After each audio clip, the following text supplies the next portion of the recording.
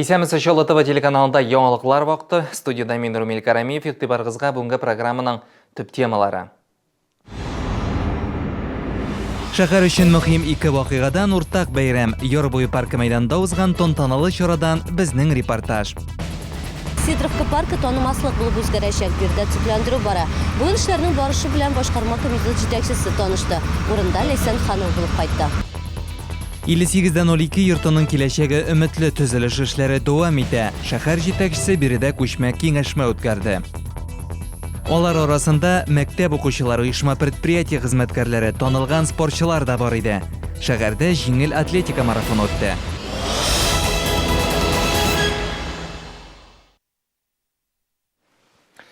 Бүгін Яржалыға шәһәр статусы берілуге 85 ел шаллы Россияда иң күп милләтле шәһәрләрнең берсе. Бездә 15-тән артык милләт вәкиле яши. 85 ел элек КАМАЗ төзелеше СССРның төрле өлкәләреннән халык агылды. Әлеге вакыт эчендә шаллы үсте, үзгәрде. Юбилей уңаеннан бу минутларда энергетик мәдәният сарайында Автайган төзүчеләрен шәһәр үсешенә зур өлеш керткән шәхесләрне хөрмәтлиләр. Шәһәр өчен мөһим ике вакыйгадан уртак бәйрәм. Бәйрәм Аккалабызга 85, шәһәрнең күңел радиосына 18 яшь тулуңайнан кичә Яр-буй паркы мәйданында меңләгән кеше җыелды. Бәйрәмгә кадәр күңел радиосы иртәдән үк бирле редакциядә кунаклар кабул итте. Безгә 18 яшь бәйрәм белән! Ура! Күңелнең туган көне уңаеннан Шаллы телерадиокомпаниясына республикабызның күп кенә мәгълүмат чаралары җитәкчеләре килде. Без Шаллы дигән шәһәрне бик яратабыз һәм күңел радиосы белән соңгы вакытта бергә хезмәттәшлек итеп эшли башлавыбызга бик тә шат. Күңелле бәйрәм белән! Кунаклар радионың эше алдагы планнары белән танышкач, Яр-буй паркы мәйданына юл тоттылар. Шәһәрнең һәм күңелнең туган көне 15 меңнән артык кешене берләштерде.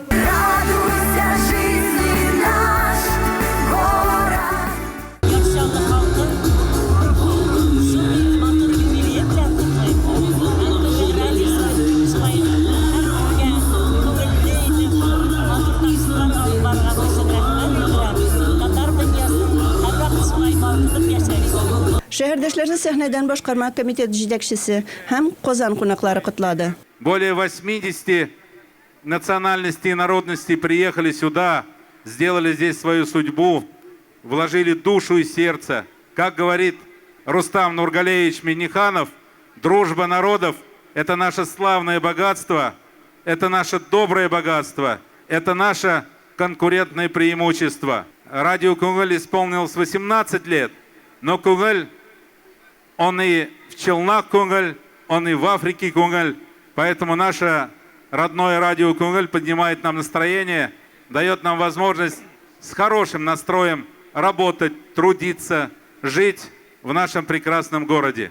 Наил Мәхдиев һәм Татмедиа акционерлык җәмгыяте генераль директоры Фәрит Шәгиәхмәтов шәһәрнең бердән-бер татар радиосы хезмәткәрләренә рәхмәт хатлары тапшырды. Благодарность руководителя исполнительного комитета города объявляется Ганиевой Резиде Азгатовне, заместителю директора Шаллы ТВ по радио.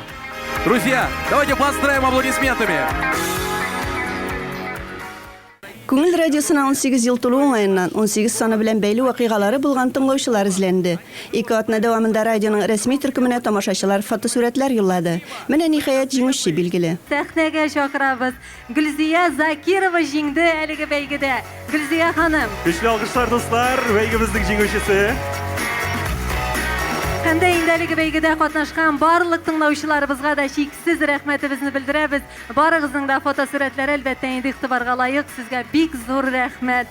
Радик Юльякшин, Фирдус Тямаев, Ришат Төхфәтуллин, Зәйнәп Фәрхетдинова, Илнур Мусиннар. Бәйрәмгә Казаннан, Башкортстаннан һәм хәтта Себердән җырчылар килде. Татарстанның һәм Башкортстанның халык җырчысы Айдар Галимов сәхнәгә чыккач, тамашачыга янәдән бәйрәм хисе өстәлде.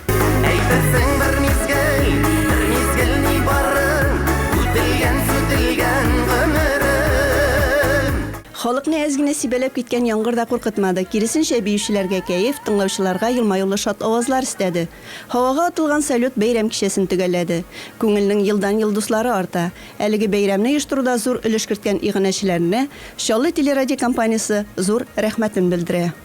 Илсия Валиуллина, Илназ Тимирбаев, Айрат Закиров, Дмитрий Райчиев. Шаллы ТВ, яңалыклар. Парк һәм скверларны төзекләндергәндә иң беренче чиратта шәһәрдәшләр фикере исәпкә алыначак. Бүген җитәкчеләрнең эшлекле дүшәмбе киңәшмәсендә шулай дип белдерделәр. Киңәшмәдә Татарстан президенты ярдәмчесе Наталья Фишман да катнашты. Нәкъ менә аның башлангычы белән Чаллыда җиңү паркын төзекләндерү проекты буенча семинар оештырылган иде. Анда 200-гә якын шәһәрдәш катнашты. Алар проект буенча үз фикерләрен җиткерде. Әлеге тәҗрибә алга таба да кулланылачак.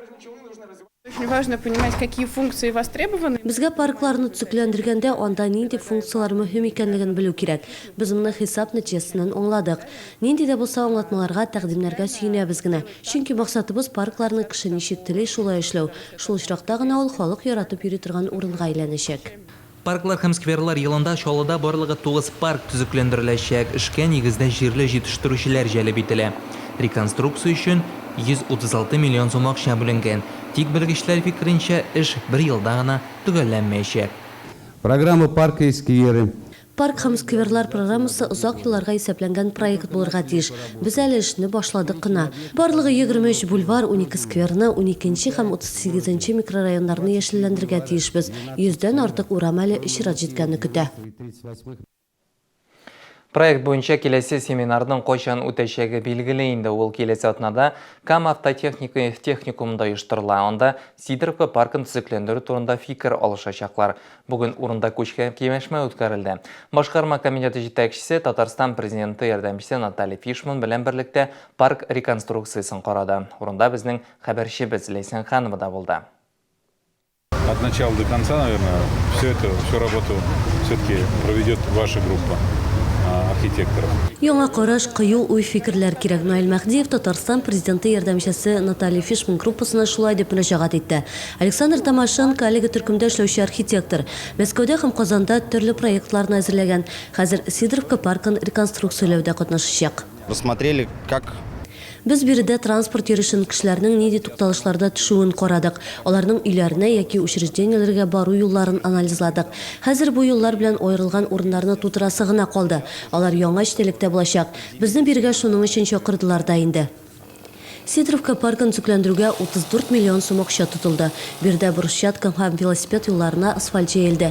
Яктырткыч баганалар утыртылды. Спорт мәйданчыгы да бар. Тик аны тренажерлар белән баету, балалар өчен уен зоналары булдыру кирәк. Чөнки Сидоровкада яшь хәлләр саны арту көтелә. За 3 огурцами раз. Ике урында социаль ипотека буенча торак төзелеше өчен урын бирелде. 1-2 ел эчендә бирдә яшь хәлләр саны күбәячәк. Һәм паркның шәһәрдәшләр өчен әһәмияте тагын да артачак. Парк җәяүле һәм велосипед юллары ярдәмендә башка парк скверлар белән тоташырга тиеш. Шул рәвешле төзекләндерүдән соң Чаллы парклары тулы бер ансамбль тәшкил итәчәк. Людям нравится гулять. Кешеләргә җәяүләп йөрү ошый. Парклар буенча яңа маршрутлар барлыкка киләчәк. Сидоровканы яр буе белән тоташтыру тагын бер яңалык булып тора. Шәһәрне башлап төзүчеләр утырткан менә бу агачлыкны да үзгәрешләр көтә. Бирдә 2000-гә якын агач бар. Аларның күбесе гади төрдәге агачлар. Алар урынына матур бакча булачак. Безнең төбәктә үскән агачларның бөтенесен чәчәкләрне шушында җыярга иде безнең теләк. Әлегә 50 агач, 100-гә якын чәчәк үсентеләре без монда 100-гә түрен әйтәм инде мин. Агач киләчәктә 100-гә якын булачак. Балалар безнең төбәктә нинди агачлар үсәр икәнен теге китаптан түгел шушында килеп ул музейга да шарга мөмкин. Паркларны төзекләндергәндә иң беренче чиратта шәһәрдәшләрнең уй фикерләре, теләк тәкъдимнәре исәпкә алына. Сидоровка паркы буенча проект семинар инде киләсе атнага планлаштырылган. Ләйсән Ханова, Айрат Закиров, Чаллы ТВ, яңалыклар. Күпфатирлы йортларда милекчеләр ассоциациясын Тамара Латохина җитәкләячәк. Яңа рәисне рәсми рәвештә бүген эшлекле дүшәмбе киңәшмәсендә тәкъдим иттеләр. Тамара Латохина гомере буе КамАЗда эшләгән, дәүләт бүләкләренә ия. Моңа кадәр 2 ел дәвамында берлекне Лариса Умеркаева җитәкләде. Ул күп еллык нәтиҗәле хезмәте өчен башкарма комитеты җитәкчесенең рәхмәт хатына ия булды. Алда безне кыска гына реклама чыгарылышы көтә. Бездән аерылмагыз. 58-дән 12 йортының киләчәге өметле төзелеш эшләре дәвам итә. Шәһәр җитәкчесе биредә күчмә киңәшмә үткәрде. Алар арасында мәктәп укучылары, оешма предприятие хезмәткәрләре, танылган спортчылар да бар иде. Шәһәрдә җиңел атлетика марафоны үтте.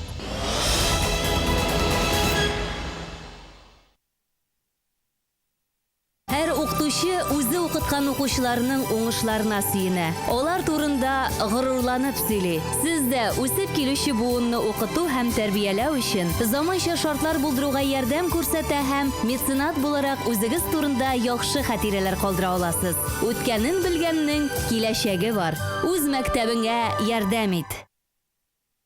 2015 елның 13 сентября бердәм тавыш бирү көне. Татарстанда республика президентын һәм җирле үзидарә органнарына депутатлар сайлыйбыз. 2015 елгы сайлаулар 900-дән артык сайлау кампаниясын, 3 миллионга якын сайлаучыны берләштерә һәм Татарстанның барлык районнарында үткәрелә. Һәр граждан сайлауда катнашырга хокуклы. 2015 елда иң мөһим сайлаулар.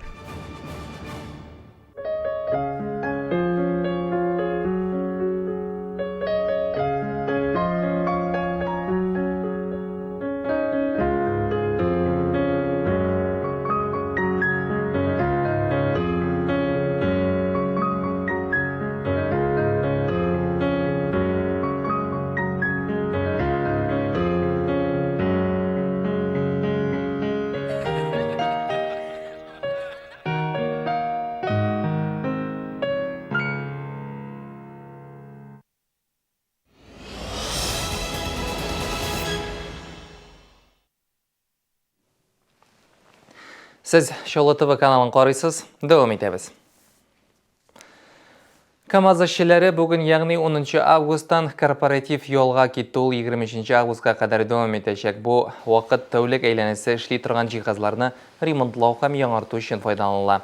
Корпоратив ял ремонт һәм сервис хезмәте күрсәтү бүлекләрендә эшләүчеләргә, хисапчы һәм идарәчеләргә, сату бүлеге хезмәткәрләренә кагылмый. Алар график нигезендә ял итәчәк. 24 августтан 27-сенә кадәр КамАЗ эшли. 28 август исә туктап тору көне дип игълан ителгән. Башкарма комитет җитәкчесе 58-02 йортында күчмә киңәшмә үткәрде. Ул биредә төзелеш барышы белән танышты. Исегезгә төшерәм, йорт проблемалы саналды. Ул 2006 елдан бирле төзелмәде. Нәтиҗәдә 300-гә якын алданган өлешче еллар дәвамында фатирсыз калды. Узган ел ахырында йортны башка подрядчыга тапшырдылар. Бүген инде аны файдалануга тапшыру турында сүз бара. Биредә түбә ябу эшләре төгәлләнгән, тәрәзәләр куелган. Йортка җылылык шелтерләре үткәрелгән. Август ахырына кадәр төзүче оешма лифтларны монтажларга, октябрьгә сантехника һәм электромонтаж эшләрен тәмамларга ышандыра. Иң катлаулы сорау йортның канализация шелтәренә тоташтыру. Остается ливневая и фосфикальная канализация, которые... Без канализацияны эшләми торып, территорияны төзекләндерүгә тотына алмыйбыз. Тикшалы су каналы оешмасы финанслар булмау сәбәпле бу эшне башкара алмый. Если нужно искать источник финансирования, скажите, сколько это. Финанслар эзләргә кирәк икән әйтегез, күпме акча кирәк исәпләп бирегез. Тормышта бушлай бер нәрсә дә булмый. 58-02 йортында бүгенгә беренче подъездда эшләр төгәлләнгән дияргә була. Мы радуемся тому, что это ожидание закончится. Оно уже настолько... Ниһаять йортыбызны төзеп бетерәчәкләр. Еллар буе көтеп яшәдек. Күпләрнең балалары үсеп бетте инде. Кемдер бүгенгә кадәр дача йортында яшәргә мәҗбүр. Башкарма комитет җитәкчесе йортта төзелеш эшләре тукталмаска тиешлеген белдерде. Ел ахырына 58-02 йортын файдалануга тапшыру турында сүз бара. Ләйсән Ханова, Ләйсән Габдрашитова, Шолы ТВ яңалыклар.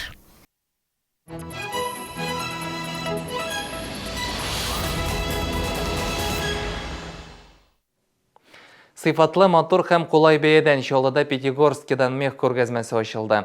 Кышкы киемнәрнең барысы да үзенчәлекле. Ярминкәдә туннарның 1000-нән артык түре тәкъдим ителә.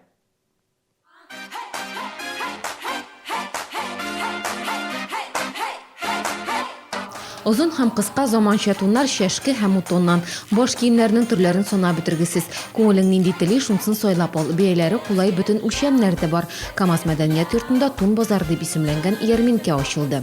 На нашей выставке представлены шубы. Безнең күргәзмәдә Пятигорскидагы 5 фабриканың туннары урын алды. Аларны теккәндә бары тик яхшы материаллар гына кулланыла. Без сыйфатлы туннар һәм аларга кулай бәяләр гарантиялыйбыз. Туннар сыйфаты өчен борчуласы юк. Пятигорский инде күптәннән Россиядәге иң алдынгы мех фабрикаларыннан исәпләнә. Я уже приобретала здесь несколько лет назад шубу. Мин берничә ел элек биредә тун алган идем. Хәзер яңа төрләрен киеп карарга килдем. Инде баш киеме алдым. Биредә барлык яшьтәгеләр өчен киемнәр бар. Шуңа күрә теләгән һәркем килә ала. Монда бик әйбәт туннар, бик матур качестволары бик әйбәт. Дусларымны да чакырачакмын. Әле һаман да күңелегезгә ошаган тунны таба алмыйсызмы? Туннар ярминкәсенә ашыгыз. Күргәзмә 11-ннән алып 16 августка кадәр, иртәнге 9-дан кичке 7-гә кадәр эшли. Шәһәр һәм физкультурачылар көне уңайыннан җиңел атлетика марафоны 3000-гә якын кешене үз янына җыйды. Алар арасында мәктәп укучылары, оешма предприятие хезмәткәрләре, танылган спортчылар. Йөгерешчеләргә азатлык мәйданында старт бирелде. Марафонда катнашучыларның иң кечкенәсенә 4, иң өлкәненә 81 яшь иде. 4 чакрым ераклыкка йөгерер алдыннан җиңелчә күнегүләр. 81 яшьлек Лидия Свирюкова старт мәйданчыгына чыгарга әзерләнә. Ул марафонда катнашучыларның иң өлкәне.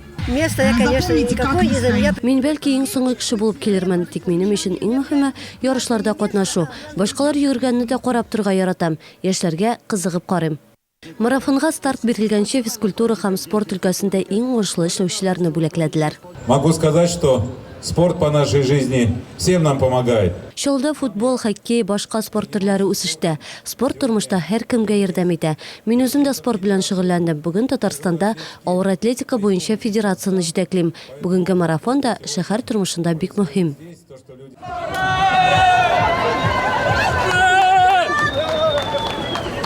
Стартка җитәкчеләр шәһәр советы депутатлары басты. Алар 1 километр ераклыкка йөгерде. Марафоннан якташыбыз Олимпия чемпионы Гөлнара Галкина-Сәйметова да читтә калмады. Шулда җиңел атлетика марафонына 10 ел элек танылган спортчы якташыбыз Фирая Султанова-Жданова нигез салды. Ул ярышларга быел да Америкадан кайтты. Күңелем белән шәһәрдә, йөрәгем белән халыкта. Үзебезнең марафонны, минем призга 11 ел үткәрелә торган марафонымны сагынып көтеп алам. Атналар буена йоклар кача. Фирая Султанова-Жданова үзе марафонда йөгерә алмаса да, аның хыялын бүген улы Семен үтәде. Ул 15-тән 18 яшькә кадәрге йөгерешчеләр арасында финишка беренче булып килде. Соңгы чакрымнарны үткәндә авыр булды, әмма әти-әниләрем, дусларымның минем өчен җан атуын тою миңа көч бирде һәм нәтиҗәсе дә яхшы. Быел марафон шәһәрдәшләр өчен чын мәгънәсендә зур бәйрәмгә әверелде. Азатлык мәйданында көн буе балалар өчен күңел ачу чаралары үтте. Хәйрия фитнес фестивале узды. Президент белән бергә оешмасының җирле бүлекчәсе тарафыннан ГТО нормаларын тапшыру буенча мәйданчыклар оештырылды. Ләйсән Ханова, Ләйсән Юмина, Чаллы яңалыклар. Билетлар уйнатуда катнашкан катнаш һәм ярдәм энтузиастлар бульварында коммерциялы булмаган оешмаларның хәйрия билетлар уйнату фестивале үтте. Теләгән һәркем анда катнаша алды. Моның өчен 50 сумга билет алырга кирәк иде. Җыелган акчалар ДСП балалар һәм Чудо дети хәйрия фондына тапшырылды. Мондый фестиваль республиканың җәмәгать палатасы башлангычы белән беренче тапкыр үтте. В рамках подготовки к президентскому форуму некоммерческих организаций, который состоится 19 августа 2015 года в Казани. 2 көн дәвамында без коммерцияле булмаган оешмаларның хәйрия фестивален оештырдык. Беренче көнне 800 мең җыйдык. Бу 7 проектны тормышка ашыру өчен ярдәм итәчәк. Безнең яңалыкларны tvchilny.ru рәсми төркемендә сез әлбәттә карый аласыз. Шулай ук көн дәвамында 10-да, 12-дә, 14-дә һәм 16 сәгатьләрдә бары тик Чаллы ТВ-центр каналында көн яңалыклар эфирга чыга. Республика, ил, дөнья хәбәрләре белән күңел радиосы таныштыра һәм көн дәвамында җитәрлек яхшы кәеф бүләк итә. Жаднасының беренче көне менә шундый яңалыклар алып килде. Мин Ромил Карамиев сезнең белән саубуллашам. Иртәгә нәкъ шушы урында һәм шушы вакытта без һичшиксез күрешербез.